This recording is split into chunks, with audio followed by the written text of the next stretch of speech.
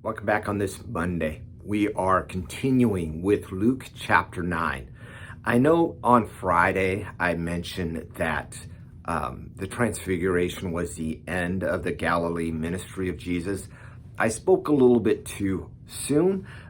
It's about the end. As we see in the reading, we're going to see a little bit more of that Galilee ministry here today. So let's read Luke 9:37 through 45. On the next day, when they had come down from the mountain, a great crowd met him.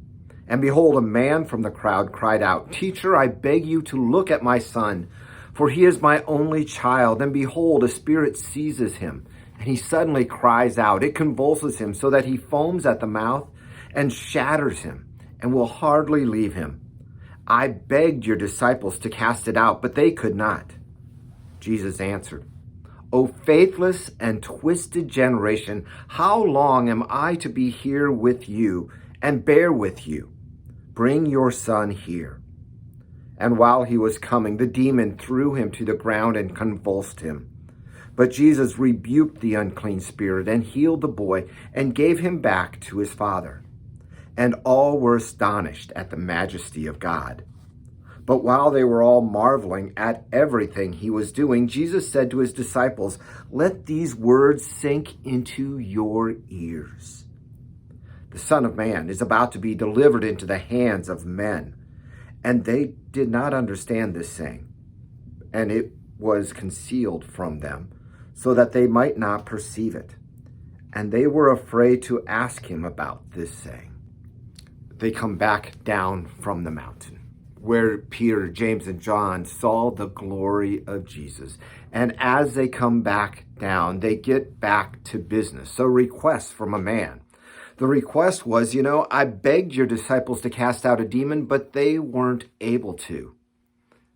And an uncharacteristic response from Jesus, or so it seems to us.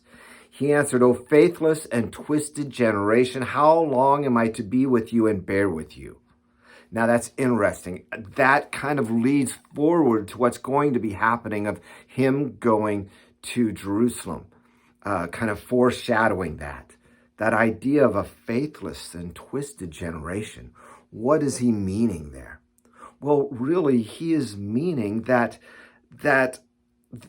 because of their lack of faith, because of the man's lack of faith, that it wasn't Jesus doing it, but his disciples, or the disciples not being able to because of their lack of faith. Either way, it was because of that the demon wasn't cast out. And now, when the demon even comes close to Jesus, notice what happens. It throws the son on the ground, convulses him. Jesus demands it comes out. He grants him healing. And the response of the people is different than we've been seeing. Verse 43, the first part says, "And they were all astonished at the majesty of God." At the majesty of God, the beauty almost of the miracles, making all things right. In a way, making it back to how creation was intended. And then the next response, as they are marveling about everything he was doing, Jesus speaks to his disciples and he says, "Let these words sink in your ears. Listen to what I am saying.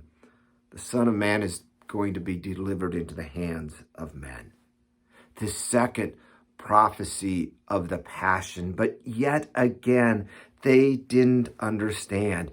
It says that it was hidden from them until the time when they would understand. And they were afraid to ask, kind of connecting back up to that faithless and twisted generation, unwilling to ask, to show, because they didn't fully understand what Jesus was talking about either. So even though we're entering the end of Jesus' ministry in Galilee, we'll transition from Galilee to moving towards Jerusalem tomorrow.